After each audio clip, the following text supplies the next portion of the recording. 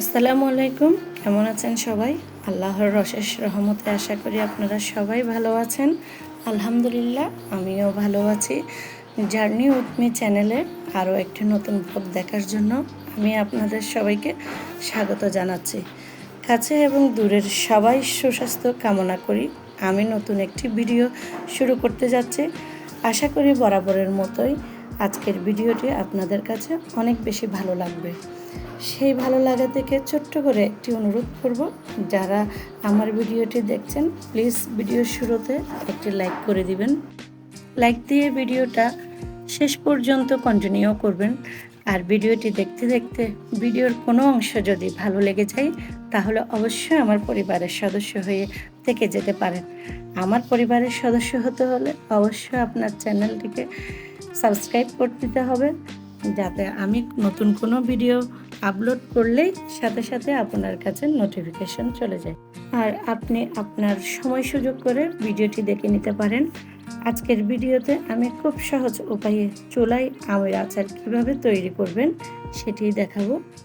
আমের আচার বানানোর জন্য যা যা উপকরণ লাগে আমি এতক্ষণ সবই দেখিয়ে দিলাম ভিডিওতে। এবং আমগুলো প্রথমে আমি ধুয়ে নিয়েছি, ধুয়ে কেটে টুকরো করে নিলাম। তারপর সব উপকরণগুলো আমি সামনে রেখেছি। সামনে রাখার পর আমি এখন কড়াইটা চুলার উপর বসাই দিলাম। এখানে সরিষার তেলও দিয়ে রেখেছি। কড়াইটা গরম হয়ে এলে, তেল গরম হলে আমি সেখানে শুকনো মরিচগুলো দিয়ে দিব। শুকনো মরিচ যখন একটু লাল হয়ে আসবে তখন এটা আমি তুলে নিব। তুলে নিয়ে আমি এখানে রসুনটা দিয়ে দিব। এখানে আমি কিছু আস্ত রসুন দিয়েছি, কারণ আস্ত রসুনের সুগন্ধটা আলাদা। আমি এখানে রসুন বাটাও দিব। এখানে আমি মেথি, সরিষা বাটা, কালো জিরা, শুকনো মরিচ হালকা করে ভেজে নিয়ে নিয়েছি এবং পাঁচফোড়ন। যতক্ষণ না পর্যন্ত সুন্দর গন্ধ বের হয় ততক্ষণ নাড়াচাড়া করতে থাকবো। এরপর আমি কাটা আমগুলো দিয়ে দিব এখানে কড়াইয়ে, আরও ভালো করে নেড়ে নেব। এবার হলুদ গুঁড়া, মশলা গুঁড়া, লবণ, আরও একটু চিনি সব কিছু ভালো করে মিশিয়ে মাঝারি আছে রান্না করব। রান্না করতে করতে নেড়ে চেড়ে দিতে হবে এগুলো, যাতে নিচে লেগে না যায়। সেদিকে আমাকে অবশ্যই খেয়াল রাখতে হবে। আজ প্রচুর বৃষ্টি হচ্ছে, আকাশের মন ভালো নেই। বাসায় বসে আছি একা একা, তাই ভাবলাম আচারটা আজকেই বানিয়ে ফেলি। কাজকর্ম, রান্নাবান্না, বাচ্চাদের খাওয়া দাওয়া সব কাজ শেষ করে আমি সন্ধ্যার সময় আচারটা বানাতে আসলাম। একটা সংসারে আসলে সকাল থেকে অনেক কাজ থাকে, শুধু রান্না করা কাজ না, এটা ছাড়াও হাজব্যান্ড, সন্তানদের, পরিবারের যদি বাবা মা থাকে তাহলে সবার কাজই করতে হয়। আমরা মহিলারা প্রথমে মেয়ে, তারপর বউ, তারপর মা, তারপর শাশুড়ি, এসব দায়িত্ব পালন করতে গিয়ে সংসারের পেছনে জীবনের অর্ধেক সময়টাই পার করে দিই। এটাই জীবন, আমাদের মহিলাদের জীবন, এবং এরকম সাংসারিক হওয়াটা স্বাভাবিক। সকালটা শুরু হয় খুব ভোরে, ঘুম ভাঙার আগেই দায়িত্ব ডাক দেয়। চা বানানো, নাস্তা প্রস্তুত, সবার খেয়াল রাখা, নিজের জন্য সময় যেন কোথায় হারিয়ে যায়।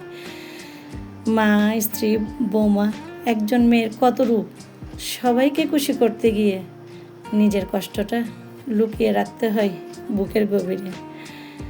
কখনো ক্লান্তি আসে না, কিন্তু থেমে থাকার সুযোগ কোনোভাবেই নেই। হালকা হাসি দিয়ে তবুও ছোট ছোট মুহূর্তগুলোকে খুঁজে নিতে হয় আনন্দ, এক কাপ চা বা প্রিয় মানুষের হাসি।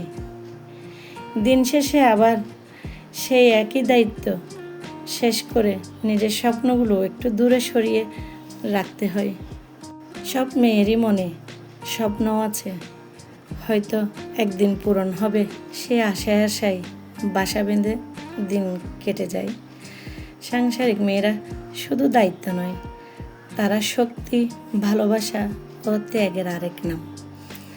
আমরা সবাই যদি মা, স্ত্রী, কন্যা তাদেরকে সম্মান করি, আমাদের সংসারটা আরও সুন্দর, প্রাণবন্ত হবে। সংসারে পারিবারিক কোনো ঝামেলাই থাকবে না। সংসার মানে শুধু চার দেয়ালের একটা ঘর নয়, সংসার মানে হাজারটা অনুভূতির সাথে একসাথে বেঁচে থাকা। এখানে হাসি আছে, কষ্ট আছে, অভিমান আছে, তবুও দিনের শেষে সবাই আবার একই টেবিলে বসা। সংসার মানে দায়িত্ব, যেখানে নিজের ইচ্ছেগুলোকে একটু একটু করে কমে দেওয়া আর অন্যদের খুশির হয়ে ওঠা নিজের সুখ। কখনো ঝগড়া হয়, মন খারাপ হয়, কিন্তু ভালোবাসা থাকলে সব ঠিক হয়ে যায়। সংসার চালানো সহজ না, এখানে ধৈর্য লাগে, ত্যাগ লাগে, আর সবচেয়ে বেশি লাগে একে অপরের বোঝার ক্ষমতা। অনেক সময় ক্লান্তি আসে, মনে হয় সব কিছু ছেড়ে দিই, কিন্তু কিছু সম্পর্ক এতটাই মূল্যবান যে তাদের জন্য আবার নতুন করে শুরু করা যায়। সংসার হলো একটা যাত্রা, যেখানে প্রতিদিন নতুন কিছু শেখাই, কখনো কাঁদাই, আবার কখনো হাসাই।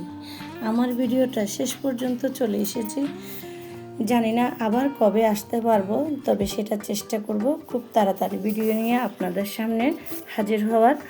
যারা ধৈর্য নিয়ে আমার পুরো ভিডিওটার সাথে ছিলেন, আপনাদের জানাচ্ছি অসংখ্য ধন্যবাদ।